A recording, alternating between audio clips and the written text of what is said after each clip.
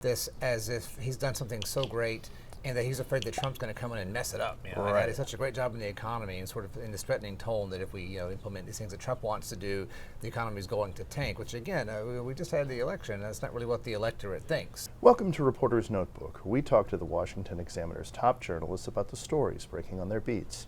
I'm Jim Antle, and I'm joined today by White House reporter Haisten Willis. And Haisten, outgoing President Joe Biden gave a speech sort of defending his economic record and talking about the economy more broadly. What did he have to say? Yeah, he's still fighting. I guess he wants to fight for his legacy, knowing he's only got a few weeks left in office. And yeah, he said he made a speech talking about his economic record. Really interesting dynamics here.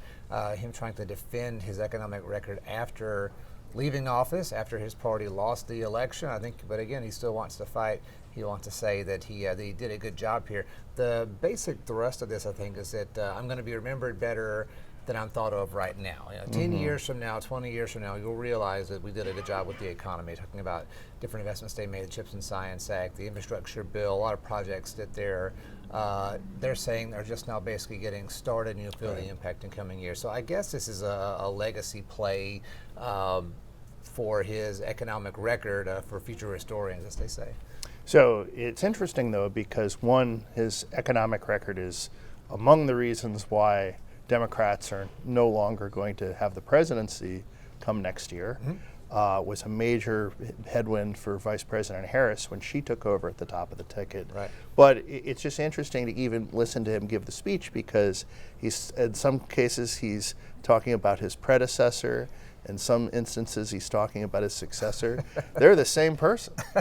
Yeah. I guess I'm trying to be diplomatic here, because it was kind of an awkward thing to me just to even watch this. Right, talking about my predecessor, and really he was almost talking about this as if he's done something so great and that he's afraid that Trump's going to come in and mess it up. And that is such a great job in the economy, and sort of in this threatening tone that if we implement these things that Trump wants to do, the economy is going to tank, which again, we just had the election. That's not really what the electorate thinks. So I guess that's what he's going for, is kind of the future vision. The other thing with Biden, it was just really difficult kind of to try to listen to this, because he's really struggling to speak at this point. Even reading off the teleprompter, just really, you can kind of decipher what he means, but as far as the actual words, it's not come out very smoothly. At one point, his teleprompter actually dropped out, and he kind of like stumbled for a minute, and he described it as, I lost the electricity, but he wasn't really able to go on without Turn down the record player. Yeah. He said he lost the electricity. I don't know. So, but yeah, he's still fighting for his legacy. He wants to be remembered again a little bit better. People compare him sometimes to Jimmy Carter, right? Kind of an unpopular president from the late 70s, who lost, of course, to Reagan in 1980. And there is some of that. People will kind of argue for Carter. For example, he was the one who named Paul Volcker to the Fed, and Paul Volcker is, of course, who tamed inflation. Reagan really got credit for that, but Carter did it. So I guess Biden's kind of hoping for that. They'll say in 20, 30 years, oh, well, Biden actually passed the Chips and Science Act, and that helped our semiconductor industry come back to the U.S. I guess time will tell, but that seemed to be what the point of the speech was. I think he might want to start building some houses instead.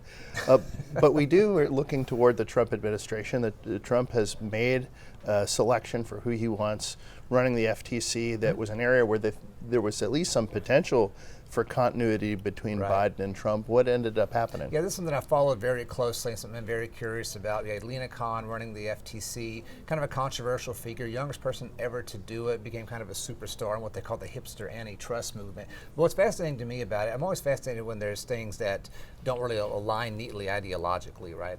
Lena Khan was a big had a lot of fans in progressive circles. Bernie Sanders was a big proponent. I believe AOC was a big fan. But she also has friends in what we might call the MAGA movement. Senator Josh Hawley, Vice President-elect J.D. Vance was a fan. Matt Gaetz has said nice things about her. So he had this sort of horseshoe theory of politics, supporting FTC chair Lena Khan. She's very aggressive about antitrust, very aggressive about going after big tech. She's very anti-merger. She's kind of accused by critics of being against all mergers all the time. Right. Anyway, she will not be kept on. Trump has named a successor. It's Andrew Ferguson. He's already on the FTC commission, so he can. There's no Senate confirmation process, so he'll just take over on day one of the Trump administration. So yeah, I wrote about this, what's going to be different, what's going to be the same. He's believed to be more business friendly than Khan is, not going to be as aggressive against mergers unless they specifically violate something like the Antitrust Clayton Act or the Sherman Act, but is still very much against big tech. It's become kind of a bipartisan thing. It's a skepticism of the largest tech companies in the U.S., Amazon, Meta, Google, places like that. And Trump does seem to have a little bit of a coalition going on between people who are more populist and people who are seen as more business friendly. Mm-hmm. Yeah, there's some interesting overlap. They're trying to sort of synthesize here the populist, right, with the business friendly. I think the Chamber of Commerce types are more friendly with this new guy, Andrew Ferguson. I think he's going to be more friendly to their cause, but there can still be some tension there. Obviously, Amazon and Google and Meta are huge companies, so if you're pro-business, you may take their side. But there's been, again, more of a growing bipartisan backlash to the big tech firms. Ferguson also has some more like conservative bona fides. He's talked about how big tech will censor conservative voices. So that's something that's more like a red meat, obviously right-leaning partisan type of thing that he brings to the table, wants to make sure that tech companies are not censoring conservative speech, which many have been accused of doing over the years. Thank you, Haisten. Mm-hmm. You can read Haisten and the rest of our political team's coverage at washingtonexaminer.com.